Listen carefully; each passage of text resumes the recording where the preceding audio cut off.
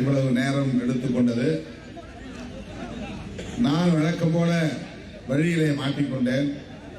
வருகிற வழியெல்லாம் மறித்து கடையை திறக்க, பிறந்த நாள் கொண்டாட, முடிந்த திருமணத்திற்கு மணமக்களை வாழ்த்த, இப்படி பல இடங்களில் என்னை நிறுத்தி நான் காலை 11 மணிக்கு புறப்பட்டவன் சென்னையிலே.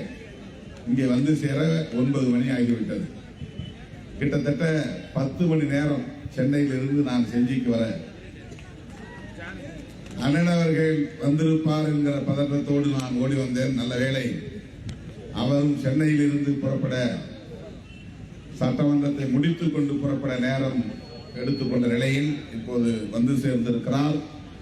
எனக்கு பின்னர் அண்ணன் அவர்கள் உரையாற்ற இருக்கிறார். ஆகவே தோழர்கள் அமைதி காத்து நிகழ்ச்சியை சிறப்பிக்க வேண்டும் என்று கேட்டுக்கொள்கிறேன். மழைமேனி பாண்டியன் அவர்கள் அம்பேத்கர் மக்கள் கட்சி என்கிற ஒரு அமைப்பை உருவாக்கி சில 10 ஆண்டுகளாக தனித்து இயங்கி வந்தார். இன்றைக்கு அவர் அந்த கட்சியை சார்ந்த முன்னணி தோழர்களோடு, ஆயிரக்கணக்கான தோழர்களோடு விடுதலை சிறுத்தைகள் கட்சியிலே தம்மை இணைத்துக் கொண்டிருக்கிறார். ஏற்கனவே அவர் தலைமையகம் வந்து ஒரு சில தோழர்களோடு கட்சியிலே தன்னை இணைத்துக் கொண்டார் என்றாலும் கூட அதிகாரபூர்வமாக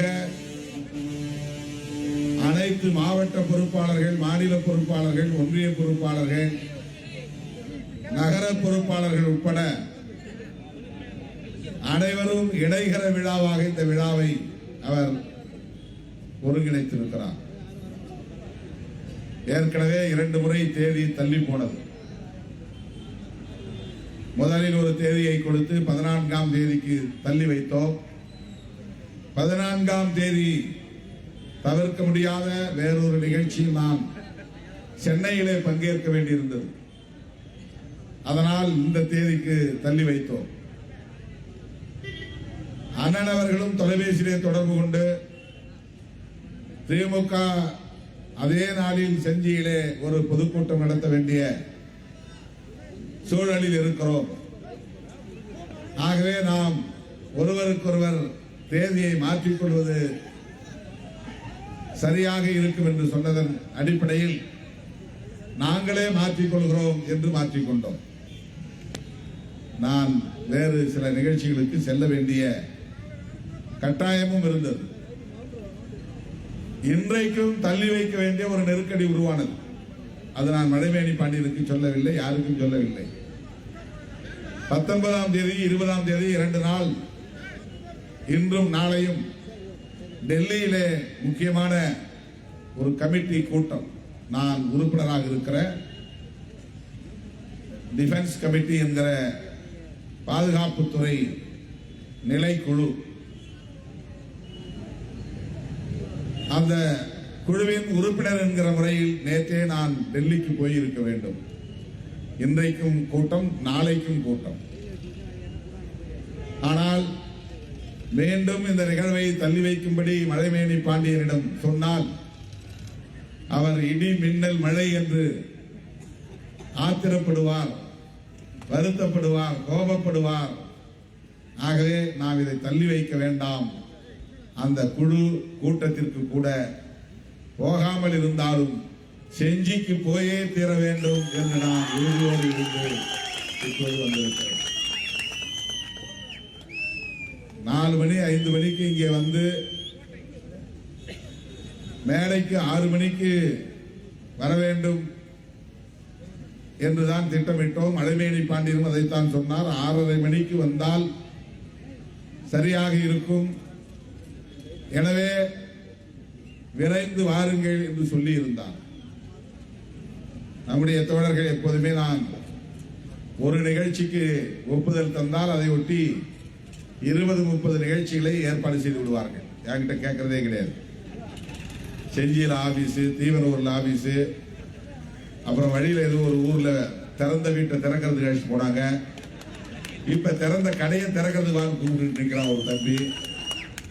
அப்புறம் எங்கேயோ ஒரு கோயிலுக்கு போகணுன்றாங்க. அப்புறம் சிவா இங்க ஒரு ஆபீஸை திறக்கணுன்றாரு. இதெல்லாம் முடிச்சுட்டு அப்புறம் எத்தனை மணிக்கு என்ன விடுவாங்கன்னு தெரியல. நாளைக்கு 8 மணிக்கு நான் சென்னையில் நிகழ்ச்சியில் கலந்துவேன். அது யூனிவர்சிட்டியில் திட்டமிட்ட நிகழ்ச்சிகளுக்கு மட்டும் போவதென்று முடிவெடுத்தால் உரிய நேரத்திற்கு வந்துவிட முடியும். ஆகவே காலம் தாழ்ந்து வர நேர்ந்தமைக்கு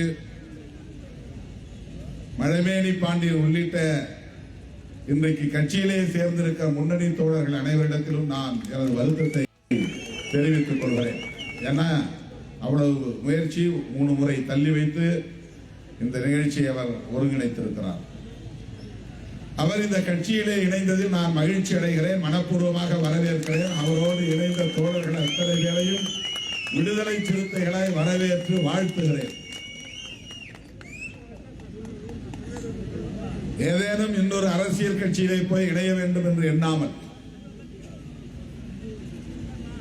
புரட்சியாளர் அம்பேத்கரின் கொள்கைகளை உரத்து பேசுகிற விடுதலை சிறுத்தைகள் கட்சியிலே நாம் இணைய வேண்டும் என்று அவர் முடிவெடுத்திருப்பது அவர் புரட்சியாளர் அம்பேத்கரின் கொள்கைகளின் மீது கொண்டிருக்கிற ஈடுபாட்டையும் தீவிரத்தையும் நமக்கு உணர்த்துகிறது. இன்றைக்கு பொது வாழ்க்கையிலே இருப்பவர்கள் பலரும் உடனே அரசியலில் வளர்ந்துவிட வேண்டும், பதவியை பெற்றுவிட வேண்டும் என்று ஆர்வம் காட்டுவதை நாம் பார்க்கிறோம். அப்படி பல பேர் அவ்வப்போது கட்சி மாறி செல்வதையும் நாம் பார்க்கிறோம். என்னுடைய தலைமை ஏற்ற என் உயிரின் உயிரான விடுதலை சிறுத்தைகள் எத்தனை புயல் அடித்தாலும், எத்தனை இடி இடித்தாலும், எவ்வளவு பெருமழை செய்தாலும், காட்டாற்று வெள்ளம் அடித்து அடியோடு புரண்டு வந்தாலும் நாங்கள் எப்போதும் சிறுத்தைகளாகவே இருப்போம். திருமாவளவன் தலைமையிலேயே இயங்குவோம் என்று தொடர்ந்து பயணிப்பதுதான் எனக்கு வியப்பும் பெருமையும் மகிழ்ச்சி. அதற்காக என் உயிரின் உயிரான விடுதலை சிறுத்தைகளுக்கு நன்றி சொல்ல கடமைப்பட்டுள்ளது. விஜயகாந்த் அவர்கள் கட்சி தொடங்கிய போது தலித் இளைஞர்கள் தான் பெருவாரியாக அணிதிரண்டு போகிறார்கள், திருமாவளவன் கூட இருப்பவர்கள் தான் போக போகிறார்கள் என்றெல்லாம் வதந்தியை கிளப்பினார்கள். ஆனால் கட்சி அதற்கு பிறகுதான் அங்கீகாரமே பெற்றிருக்கிறது. ஒரு மாநில கட்சியாக இன்றைக்கு 2 எம்பிக்களையும் 4 சட்டமன்ற உறுப்பினர்களையும் கொண்ட ஒரு மாநில கட்சியாக, சொந்த சின்னம் பெற்ற கட்சியாக தமிழக அரசியலில் சாதனை படைத்திருக்கிறது. தமிழ்நாட்டில் அம்பேத்கரின் பெயரில் இதற்கு முன்பு எத்தனையோ பல இயக்கங்கள், முன்னணி தலைவர்கள், பெருந்தலைவர்கள் இருந்திருக்கலாம். 1 அல்லது 2 இடங்களை பெற்று எந்த கூட்டணியில் இடம்பெற்று இருக்கிறார்களோ அந்த கூட்டணிக்கு தலைமை தாங்கக்கூடிய கட்சியின் சின்னங்களிலேயே போட்டியிட்டு வெற்றி பெற்று இருக்கலாம். ஆனால் முதலாக தமிழ்நாட்டில் புரட்சியாளர் அம்பேத்கரின் பெயரில் இயங்குகிற ஒரு இயக்கம் இன்றைக்கு அனைத்து தரப்பு மக்களுக்குமான ஒரு அரசியல் கட்சியாக பரிணாமம் பெற்று ஒரு மாநில கட்சியாக அங்கீகாரம் பெற்றிருக்கிறது என்று சொன்னால் அது விடுதலை சிறுத்தைகள் கட்சி தான் அந்த புதிய வரலாற்றை படைத்திருக்கிறது.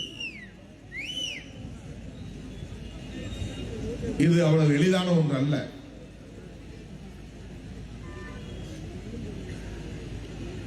அம்பேத்கர் பெயரை சொல்லுவது, அவர் பெயரில் அவருடைய கொள்கைகளை ஏற்று அவருடைய பெயரில் இயங்குவது அவ்வளவு எளிதாக பொது சமூகம் ஏற்றுக்கொள்வதில்லை, அங்கீகரிப்பதில்லை. ஏதோ ஒரு சமுதாய இயக்கம், ரைட், நீங்களே எங்களுக்கு வேணும் வாங்க என்று சொல்லக்கூடிய நிலைதான் இருந்தது. ஆனால் அந்த தடைகளை தகர்த்து விடுதலை சிறுத்தைகள் கட்சி தமிழ் சமூகத்திற்கான, பொது சமூகத்திற்கான ஒரு பேரியக்கம் என்பதை இன்றைக்கு நிலைநாட்டி இருக்கிறது. ரஜினிகாந்த் அவர்கள் ஒரு படத்தில் சொல்லுவது போல ஒரு தடவை சொன்னா 100 தடவை சொன்ன மாதிரி என்றார்கள். அதை போல விடுதலை சிறுத்தைகள் ஒரு எம்எல்ஏ பெற்றால் அது 100 எம்எல்ஏவுக்கு சமம். விடுதலை சிறுத்தைகள் ஒரு எம்பி வென்றால் அது 100 எம்பி வென்றதற்கு சமம். நான் ஏதோ மேடைக்கு கை தட்டுவதற்காக சொல்லவில்லை. அரசியல் களத்தில் இதை சாதிப்பது என்பது அவ்வளவு இலகுவானதல்ல, எளிதானதல்ல. இன்றைக்கு நமக்கு எதிரான எத்தனையோ அவதூறுகளை அள்ளி இறைக்கிறார்கள், வாய்க்கு வந்ததை பேசுகிறார்கள். அவர்கள் விரும்பும்படி நான் வளைந்து கொடுக்கவில்லை என்கிற வயிற்றெரிச்சலில் இல்லாதது கொள்ளாததுகளை இட்டுக்கட்டி கட்டுக்கதைகளை பரப்புகிறார்கள். வழக்கமான சராசரியான ஒரு அரசியல்வாதி அல்ல திருமாவளவன் என்பதை காலம் அவ்வப்போது உணர்த்தி கொண்டிருக்கிறது, இப்போதும் உணர்த்தி கொண்டிருக்கிறது. நாங்கள் வெறுமன பதவி பகுதிகளுக்காக பொது வாழ்க்கைக்கு வந்தவர்கள் அல்ல. சமத்துவ இந்தியாவை கட்டமைக்க வேண்டும் என்கிற கனவை புரட்சியாளர் அம்பேத்கர் அவர்கள் கண்டார். அதற்காக தம் வாழ்வை அவர் ஒப்படைத்துக் கொண்டார். 80-90 வயது வரையில் வாழ வேண்டியவர் 65 வயதிலேயே காலமாக நேர்ந்தது. இரவு பகல் பாராமல், உறக்கமில்லாமல், ஓய்வில்லாமல் அவர் உழைத்த உழைப்பு, அவருடைய அர்ப்பணிப்பு மிக குறுகிய வாழ்நாளையே அவருக்கு தரும் நிலை உருவானது. அப்படிப்பட்ட புரட்சியாளர் அம்பேத்கர் அவர்கள் சாதித்த சாதனைகள் ஏராளம் என்றாலும் அவருடைய படைப்புகளும் காலத்திற்கும் இந்த சமூகத்தில் மிகப்பெரிய தாக்கத்தை ஏற்படுத்திக் கொண்டே இருக்கும் என்கிற படைப்புகளுள் 2 முக்கியமான படைப்புகள். ஒன்று, அவர் சாகும் தருவாயில் எழுதி முடித்த புத்தரும் அவரது தம்மமும் என்கிற நூல். அது இந்தியாவில் மெல்ல மெல்ல பெரும் தாக்கத்தை பண்பாட்டு தளத்தில் ஏற்படுத்தி வருகிறது. மிகப்பெரிய பண்பாட்டு புரட்சியை நிகழ்த்தி வருகிறது. அரசியல் களத்தில் அவர் ஏற்படுத்தி இருக்கிற மிக பெரும் தாக்கத்தை அவருடைய படைப்புகளில் ஒன்றான இந்திய அரசமைப்பு சட்டம் உருவாக்கி வருகிறது. இந்திய அரசமைப்பு சட்டம் ஏதோ பல சட்டங்களில் இருந்து அதையும் இதையும் காப்பியடித்து தொகுக்கிற ஒன்று அல்ல, அப்படி தொகுக்கப்பட்ட ஒரு நூல் அல்ல. ஒரு புதிய இந்தியாவை கட்டமைப்பதற்கான கனவு அது. ஆயிரக்கணக்கான ஆண்டுகளாக இந்த மண்ணில் நிலவுகிற சமூக கட்டமைப்பை அடியோடு தகர்த்தெறிவதற்கான ஒரு கனவு. பிறப்பின் அடிப்படையிலான உயர்வு தாழ்வை தகர்த்தெறிந்து அனைவரும் சமம் என்கிற நிலையை உருவாக்குவதற்கான ஒரு கனவு. சாதாரணமானதல்ல. அண்ணன் மேதகு பிரபாகரன் அவர்களை போல படை கட்டி பயிற்சி கொடுத்து ஆயுதம் தாங்கி ரத்தம் சிந்தி உயிரீகம் செய்து புரட்சி செய்ய வேண்டும் என்கிற நிலைப்பாட்டை எடுக்காமல்,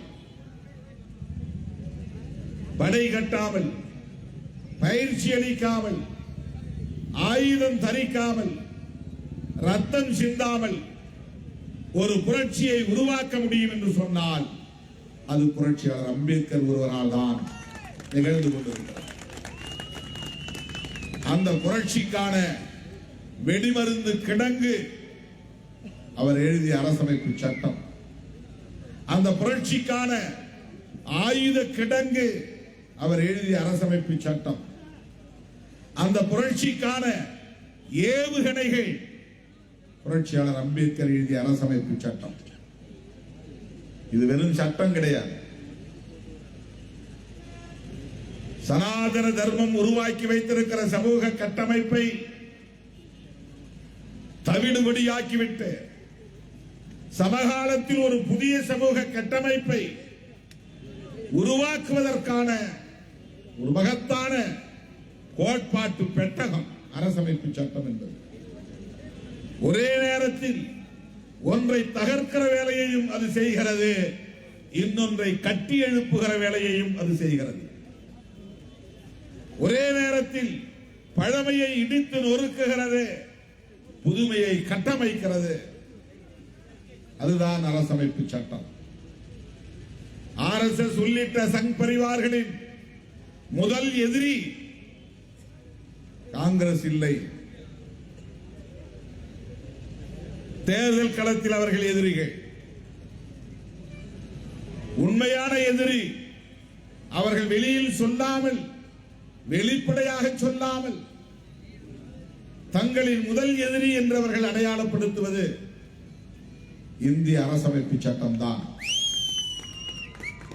அல்லது புரட்சியாளர் அம்பேத்கர் தான். இதை உணர்ந்த முதல் இயக்கம் விடுதலை சிறுத்தைகள் கட்சி தான். நான் இன்றைக்கு நேற்றைக்கல்ல, கிட்டத்தட்ட 20 ஆண்டுகளாக இதை தொடர்ந்து மேடைகளில் பேசி வருகிறேன். பிஜேபி ஆட்சிக்கு வந்த பிறகு இதை இன்னும் தீவிரமாக நான் பேசி வருகிறேன். மோடி பிரதமரான பிறகு நான் பேசாத மேடைகளே இல்லை. அரசமைப்பு சட்டத்தின் பாதுகாப்பை பற்றி பேசி வருகிறேன். ஏனென்றால் இந்த சட்டம்தான் மெல்ல மெல்ல சமூக சமத்துவத்தை உருவாக்குவதற்கான அடித்தளத்தை அமைத்து வருகிறது. RSSம் பிஜேபியும் இதர சங் பரிவார்களும் அம்பேத்கர் ஜெயந்தி கொண்டாடுவார்கள், சிலைக்கு மாலை போடுவார்கள், பிறந்த நாள் நினைவு நாளில் வீர வணக்கம் செலுத்துவார்கள். ஆனால் அவர்தான் அவர்களின் முதல் எதிரி. அதை சொல்ல மாட்டார்கள். அதை நாம் புரிந்து கொள்ள வேண்டும். அதை புரிந்து கொள்வதற்கு அம்பேத்கரை படிக்க வேண்டும். அதை புரிந்து கொள்வதற்கு பெரியாரை படிக்க வேண்டும். அதை புரிந்து கொள்வதற்கு மார்க்சியத்தை படிக்க வேண்டும். திருமாவளவர் என்ன சாதித்தான் என்று வருங்காலத்தில் யாராவது கேள்வி கேட்டால், பெரியாரியம், அம்பேத்கரியம், மார்க்சியம் ஆகிய கொள்கைகளில் ஈடுபாடுள்ள இளைய தலைமுறையை உருவாக்கினான், தலைவர்களை உருவாக்கினான். அதுதான் திருமாவளவனின் சாதனை என்று காலம் சொல்ல வேண்டும். அந்த கட்டிடத்தை கட்டினான், இந்த மாளிகையை கட்டினான், இந்த மேம்பாலத்தை கட்டினான். இவர்களுக்கெல்லாம் கல்வி நிறுவனங்களை கட்டினான், பல்கலைக்கழகங்களை கட்டினான் என்று சொல்ல வேண்டும் என்று நான் விரும்பவில்லை. ஆற்றல் வாய்ந்த தலைமுறையை உருவாக்கினான். கொள்கை சார்ந்த, கோட்பாடு சார்ந்த தலைமுறையை உருவாக்கினான். அதன் வழி இந்த நாட்டையும் அரசமைப்பு சட்டத்தையும் பாதுகாத்தது அந்த இயக்கம் என்பதுதான் திருமாவளவனின் சாதனையாக இருக்க வேண்டும் என்று நான் விரும்புகிறேன். திராவிட முன்னேற்ற கழகத்தின் தலைமையிலான கூட்டணியில் நாம் ஏன் தொடருகிறோம்?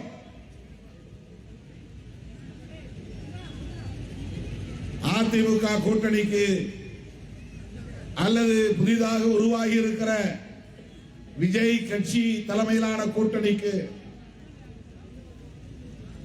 போக முடியும் என்கிற வாய்ப்புகள் இருந்தோம்,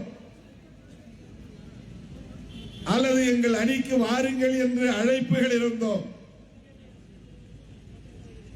அதையெல்லாம் கூட நான் பொருட்படுத்தாமல் திமுக தலைமையிலான மதசார்பற்ற முற்போக்கு கூட்டணியில் தொடருவோம் என்று திரும்ப திரும்ப நான் சொல்லுவதற்கு என்ன காரணம்? இங்கேயே இருக்க வேண்டும் என்று யாராவது என்னை கட்டாயப்படுத்துகிறார்களா? இந்த அணியை விட்டு போக முடியாது என்கிற நெருக்கடி ஏதேனும் என்னை சூழ்ந்திருக்கிறதா? அப்படி எதுவும் இல்லை. நான் உள்வாங்கி இருக்கிற அம்பேத்கர் அரசியல் தான் அதற்கு காரணம். நான் புரிந்து கொண்டிருக்கிற பெரியார் கருத்தியல் தான் அதற்கு காரணம். பாட்டாளி வர்க்கத்தின் மீட்சிக்கான மார்க்சியம் தான் அதற்கு காரணம். பிஜேபி, RSS போன்ற வலதுசாரிகள் இந்த மண்ணில் வலு பெற்றுவிடக் கூடாது. திமுகவோடு உங்களுக்கு முரண்பாடுகள் இல்லையா? பிரச்சனைகள் இல்லையா? அப்படி இருந்தும் ஏன் அங்கே தொடர்கிறீர்கள்? ஏன் 4 சீட்டு 5 சீட்டுக்காக அங்கே நிற்கிறீர்கள்? இப்படியெல்லாம் நம்முடைய கொள்கை பகைவர்கள் விமர்சனம் செய்கிறார்கள். அவருடைய நோக்கம் இப்படிலாம் சொன்னா திருமாவளவனுக்கு கோபம் வரும். எதையாவது பேசி கூட்டணி விட்டு வெளியே வந்துருவாரு. ஆளை வெளியே இழுத்து விட்டுட்டா போதும். அவனுக்கு அதுதான். அதிகாரத்தில் உள்ளவர்களோடு இந்த கட்சி இணைந்திருக்க கூடாது என்று அந்த கும்பல் கருதுகிறது. அதிகாரத்தில் உள்ள கூட்டணியோடு திருமாவளவர் இணைந்திருப்பதே அவர்களுக்கு வயிற்றெரிச்சல். இதனால் நமக்கு என்ன பயன் என்பது வேறு. ஆனால் முதலமைச்சரோடு அடிக்கடி சந்திக்க முடிகிறது. முதலமைச்சரிடம் இந்த எளிய மக்களின் கோரிக்கைகளை முன்வைக்க முடிகிறது. இதுவே அவர்களால் பொறுத்துக் கொள்ள முடியாது. நல்ல சட்டை போடுவதையே பொறுத்துக் கொள்ளாதவர்கள் இதை எப்படி பொறுத்துக் கொள்வார்கள்?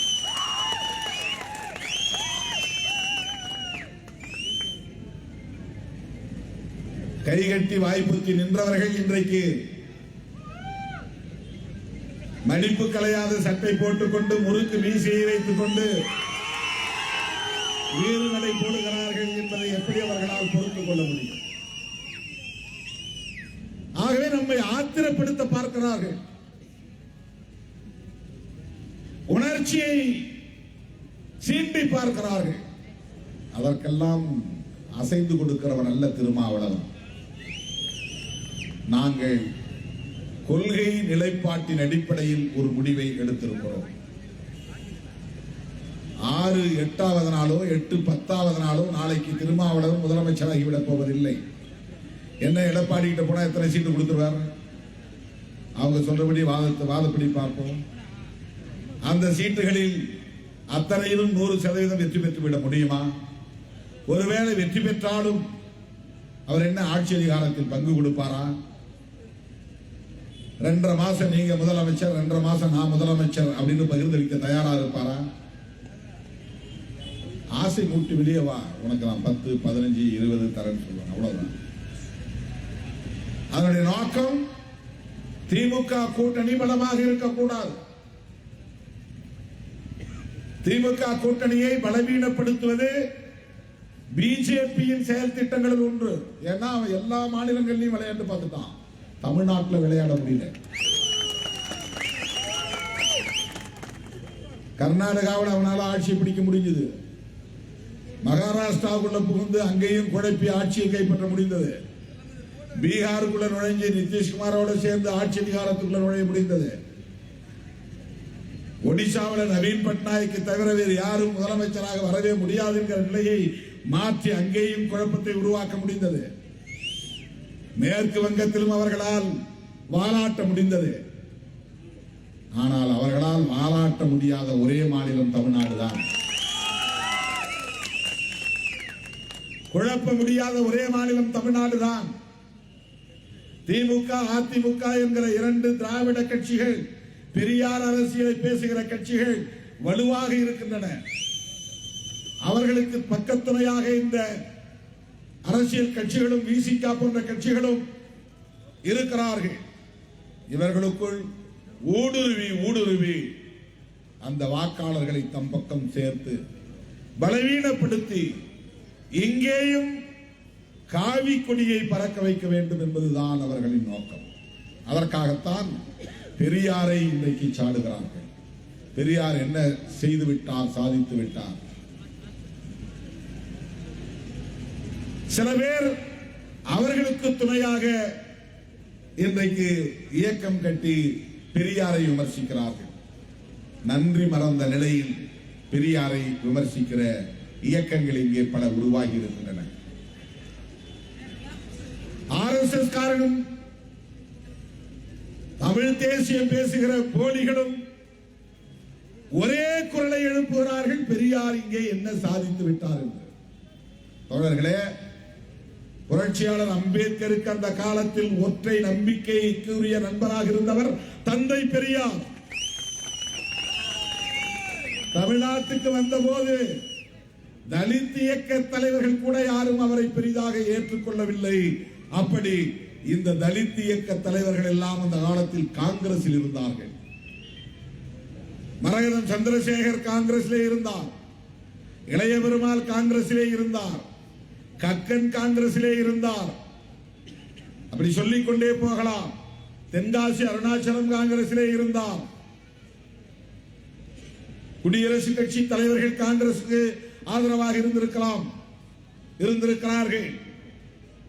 அன்றைக்கு அம்பேத்கரை அடையாளம் கண்டு MC ராஜா அவர்கள் கூட அன்றைக்கு அம்பேத்கரை ஏற்றுக்கொள்ளவில்லை, விமர்சித்த காலம் அது. அந்த காலத்தில் தேசிய அளவில் இந்த ஒடுக்கப்பட்ட மக்களுக்கு என்று உருவாகி இருக்கிற உண்மை தலைவர், புரட்சி தலைவர் அம்பேத்கர் தான் என்று அடையாளம் கண்டவர் தந்தை பெரியார். மியான்மருக்கு வாங்கன்னு கூப்பிட்டார் அம்பேத்கர் பெரியாரை. அம்பேத்கர் விடுத்த அழைப்பை ஏற்று பர்மாவுக்கு அன்றைக்கு போனவர். அங்க பௌத்த மாநாடு நடந்த போது, வாங்க நாம 2 பேரும் சேர்ந்து பௌத்தத்துல சேர்ந்துருவோம் அப்படின்னு சொல்லி கூப்பிட்டார். அந்த அளவுக்கு நட்பு. ஏன் அம்பேத்கரும் பெரியாரும் ஒரே மதமா? அதனாலயா? அம்பேத்கரும் பெரியாரும் ஒரே மொழியா? அதனால் தானா? அம்பேத்கரும் பெரியாரும் ஒரே சாதியா? எந்த அடிப்படையிலே அவர்கள் நட்பு உருவானது? இந்த சனாதன தர்மத்தை அழித்தொழிக்க வேண்டும். பிறப்பின் அடிப்படையில் இருக்கிற சாதி, மேல் சாதி, கீழ் சாதி என்கிற நிலைப்பாட்டை தகர்க்க வேண்டும். இந்த கேட்டினை அழித்தொழிக்க வேண்டும். இதுதான் 2 பேருடைய நோக்கம். அம்பேத்கர் பேசியதைத்தான் பெரியார் பேசினார், பெரியார் பேசியதைத்தான் அம்பேத்கர் பேசினார். அந்த 2 தலைவர்களும் எப்படி சமமாக முடியும் என்ற கேள்விகளை எழுப்புகிறார்கள். இது எவ்வளவு பெரிய அவதூறு, ஆபத்தான அரசியல். இவர்கள் யாருக்கு சேவை செய்கிறார்கள்? தோழர்களே, பெரியாரை சிதைப்பது என்பது திமுக உள்ளிட்ட கட்சிகளை பலவீனப்படுத்திவிட்டு இங்கே அவர்கள் வலுப்பெறுவதற்காகத்தான். சரி, திமுகவை பலவீனப்படுத்தினால் விடுதலை சிறுத்தைகளுக்கு என்ன நட்டம் என்ற கேள்வி எழலாம். அது திமுகவை பலவீனப்படுத்துவதாக மட்டும் முடியாது. பெரியார் அரசியலுக்கே வேட்டு வைக்கிறார்கள். நாம் பேசுகிற அரசியல் பெரியார் அரசியல். நாம் பேசுகிற அரசியலுக்கே வைக்கிற வேட்டு. ஆகவேதான் சங் பரிவார்கள் இங்கே வளரக்கூடாது, வலு பெற்றுவிடக் கூடாது. RSSக்கு துணை போகக்கூடிய சாதிய மதவாத சக்திகள் வளரக்கூடாது என்று நாம் சொல்லுகிறோம். இப்ப பாமகவை திமுகவில் சேர்க்கக்கூடாது என்று திருமாவளவன் தடுத்து விட்டார் என்று சொல்கிறார்கள். இல்லை, நான் அப்படி சொல்லவில்லை. திமுகவுக்கு அப்படி நெருக்கடி கொடுக்க, கெடுபிடி செய்ய ஒருபோதும் நான் எண்ணியதில்லை. எங்கள் கட்சியின் நலன் கருதி நாங்கள் எடுத்த முடிவு. 2011க்கு பிறகு தருமபுரியிலே நடந்த நாயக்கன் கொட்டாய் நத்தம் சூறையாடலுக்கு பிறகு, தீ வைப்புக்கு பிறகு அவர்கள் கையாண்ட சோசியல் இன்ஜினியரிங் என்கிற நிலைப்பாடுதான் தலித் அல்லாதார் இயக்கம் கண்ட அந்த நிலைப்பாடுதான். பெரியார் பார்ப்பனர் அல்லாதார் இயக்கம். பார்ப்பனர் அல்லாத எல்லோரும் வாருங்கள் ஒன்று சேருவோம் என்றார் பெரியார். ஆனால் இவர்கள் தலித் அல்லாதவர்கள் எல்லோரும் ஒன்று சேருவோம் வாருங்கள் என்றார். இங்கேதான் நமக்கு அதிர்ச்சியாக இருந்தது. பெரியார் பெயரில் இயக்கம் கண்டவர்கள் தலித்தை எதிர்த்து பிற சாதிகளை எல்லாம் ஒன்று சேர்க்கிற ஒரு அரசியல், அதுதான் சோசியல் இன்ஜினியரிங். இந்தியா முழுவதும் முஸ்லீம் அல்லாத, கிறிஸ்தவர் அல்லாத பிற சமூகங்களை எல்லாம் ஒருங்கிணைக்கிற முயற்சி பிஜேபி செய்கிறது. அது அவர்களின் பார்வையில் சோசியல் இன்ஜினியரிங். அதே சோசியல் இன்ஜினியரிங் என்கிற இது ஆங்கில சொல். இது சமூக பிரிவினைக்கான ஒரு அரசியல் உத்தி. அவன் மத அடிப்படையிலே மக்களை பிளவுபடுத்துகிறான். அவன் முஸ்லீம், அவனோட சேராத. இவன் கிறிஸ்டியன், இவனோட சேராத. இவெல்லாம் மதமாற்றம் செய்கிறான். இந்துக்களுக்கு விரோதிகள் என்று பிஜேபி அரசியல் செய்கிறான். அதே அரசியலை இவர்கள் தலித்துகளோடு சேராதே, இவர்கள் நம் வீட்டு இளம் பெண்களை பாழ்படுத்தக்கூடியவர்கள், இவர்களுக்கு எதிரான எல்லோரும் ஒன்று சேருங்கள் என்கிற தலித் வெறுப்பு அரசியல் கையில் எடுக்கப்பட்டது. அப்போது திருமாவளவன் அறிவிப்பு செய்தது, இனி எந்த காலத்திலும் இந்த சோசியல் இன்ஜினியரிங் என்ற நிலைப்பாட்டை வைத்திருக்கிற இந்த கட்சிகளோடு நாங்கள் சேர மாட்டோம். இது எங்கள் நிலைப்பாடு. நாங்கள் திமுகவுக்கோ திமுக தலைமைக்கோ எந்த நெருக்கடியும் தரவில்லை. தோழர்களே, இது கொள்கை சார்ந்த நிலைப்பாடு. தேர்தல் அரசியலிலே யாரும் இப்படி வெளிப்படையாக ஒரு நிலைப்பாட்டை எடுக்க முடியாது. ஆனால் திருமாவளவன் எடுத்தார்.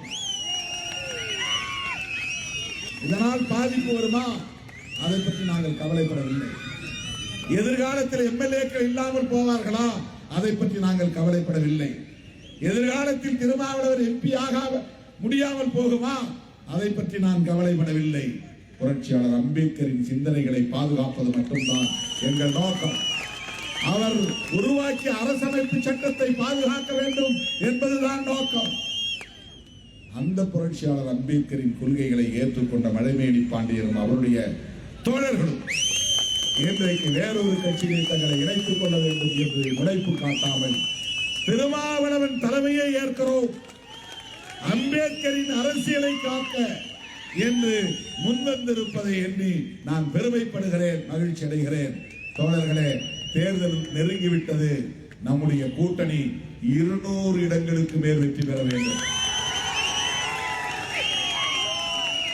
அந்த வெற்றிக்கு முழு முதற் காரணம் சிறுத்தைகள் தான் என்று வரலாறு பதிவாக வேண்டும்.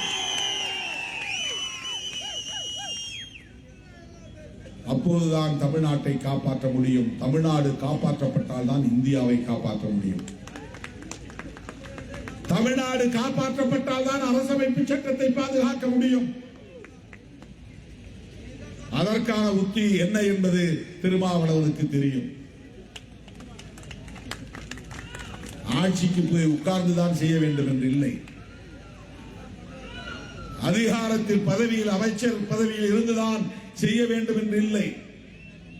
புரட்சியாளர் அம்பேத்கரின் கொள்கைகளை ஏற்றுக்கொள்ளுகிற, இடதுசாரி அரசியலை முன்னெடுக்கிற, பெரியார் அரசியலை முன்னெடுக்கிற தோழமை சக்திகளோடு நல்லுறவை பேணுவதன் மூலம், நல்லிணக்கமாக இயங்குவதன் மூலம் இவற்றை எல்லாம் சாதிக்க முடியும். அதுதான் நமது நம்பிக்கை. ஆகவே இன்றைக்கு திமுக கூட்டணியில் இணைந்திருக்கிறது. இதை யாரும் எதிர்பார்த்திருக்க மாட்டார்கள். பிஜேபி காரன் பூரா கதறான். கவிழுற கப்பல்ல போய் ஏறாரு இந்த அம்மாங்கிறான். அங்க வருவாங்க எதிர்பார்த்திருக்கிறான், பேசி பார்த்திருக்கிறான், முடியல. எடப்பாடி அவர்களுக்கு இடியே விழுந்திருக்கும். அவர் எதிர்பார்த்திருக்க மாட்டார். இது தேமுதிக எடுத்த அரசியல் என்பதை விட அண்ணன் தளபதி அவர்களின் ராஜதந்திரம் என்பதை திமுக தலைவர், நம்முடைய கூட்டணியின் தலைவர், தமிழ்நாட்டு முதல்வர் தளபதி மு.க. ஸ்டாலின் அவர்கள் எடுத்திருக்கிற இந்த நிலைப்பாடு தமிழ்நாட்டு அரசியலில் பெரும் தாக்கத்தை ஏற்படுத்தி இருக்கிறது. பரபரப்பை அல்ல, பெரும் தாக்கத்தை ஏற்படுத்தி இருக்கிறது. 5000 ரூபாய் கொடுப்பாங்க, யாரும் எதிர்பார்க்கல. அது முதல்ல விழுந்த இடி, அவங்களுக்கு அடிவயத்தில் விழுந்த இடி. இது உச்சந்தலையிலே விழுந்திருக்கிற இடி. எல்லாம் நிலைகுலைந்து போனார்கள். இங்கே ஒன்றும் அவர்களால் செய்ய முடியாது. இந்தியாவிலேயே கட்டுக்கோப்பாக ஒரு கூட்டணி இருக்கிறது என்றால் அது மதசார்பற்ற முற்போக்கு கூட்டணி தான். அந்த கூட்டணி கட்டுக்கோப்பாக இருப்பதற்கு விடுதலை சிறுத்தைகளும் முதன்மையான காரணம் என்பதை நான் தெரிவிக்கிறேன். சராசரி அரசியல்வாதியாக இருந்திருந்தால், ஊசலாட்ட பேர் வழியாக இருந்திருந்தால், பதவி பவிசுக்காக பல்லை இழிக்கக்கூடியவனாக இருந்திருந்தால் தமிழ்நாட்டு அரசியலில் குழப்ப நிலையை ஏற்படுத்தி இருக்க முடியும். அந்த நிலை துளியும் நம்மிடத்தில் இல்லை. இப்ப கூட கேட்டாங்க, காங்கிரஸ் எல்லாம் கேட்குது, நீங்க கேட்க மாட்டீங்களான்னு. முதல்ல ஆட்சியிலும் பங்கு அதிகாரத்திலும் பங்கு என்கிற இந்த முழக்கத்தை, இந்த ஸ்லோகனை காயின் பண்ணவனே திருமாவளவன் தான். 1999 மூப்பனார மேடையில் வைத்துக் கொண்டு நான் பேசினேன். நாங்கள் இதுவரையில் தேர்தல் அரசியலை புறக்கணித்தோம். இப்போது தேர்தல் அரசியலுக்கு வந்திருப்பதற்கு காரணமே எளிய மக்கள் ஆட்சி அதிகாரத்தில் அமர வேண்டும் என்பதுதான்.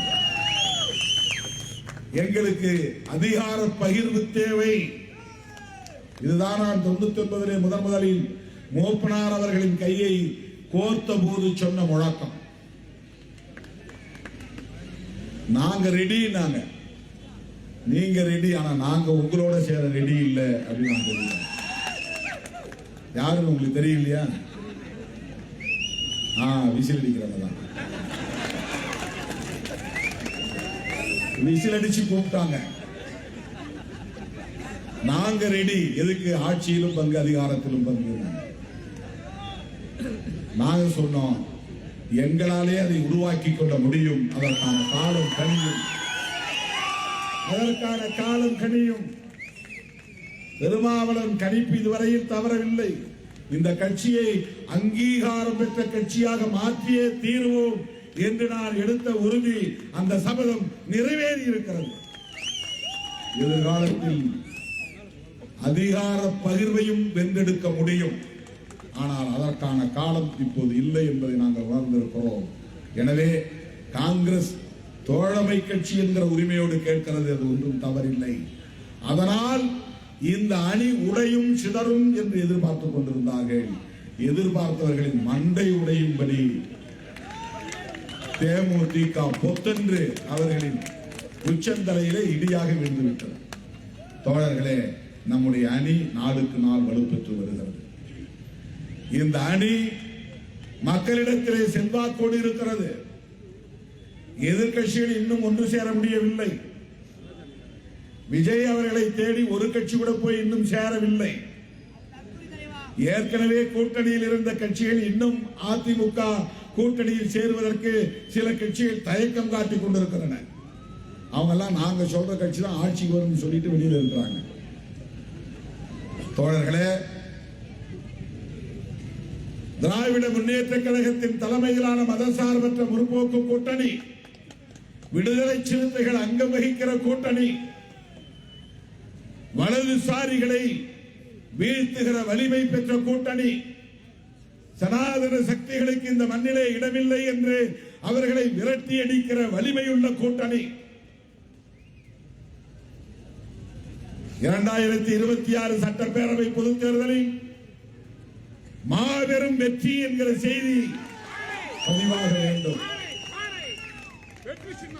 பானை சின்னம் போட்டியிடக்கூடிய தொகுதிகளிலும், கூட்டணி கட்சிகள் போட்டியிடக்கூடிய அனைத்து தொகுதிகளிலும் என் உயிரின் உயிரான விடுதலை சிறுத்தைகள் தீயாய் இறங்கி வேலை செய்ய வேண்டும், சுற்றி சுழன்று பணியாற்ற வேண்டும். இந்த அணியின் வெற்றிக்கு மாபெரும் துணை நிற்க வேண்டும் என்று கேட்டு மலைப்பேணி பாண்டியன் உள்ளிட்ட தோழர்களை விடுதலை சிறுத்தைகளாய் வரவேற்று அண்ணன் மஸ்தான் அவர்களை நம்மிடத்திலே உரையாற்ற வேண்டும் என கேட்டு நிறைவு செய்கிறேன். நன்றி, வணக்கம்.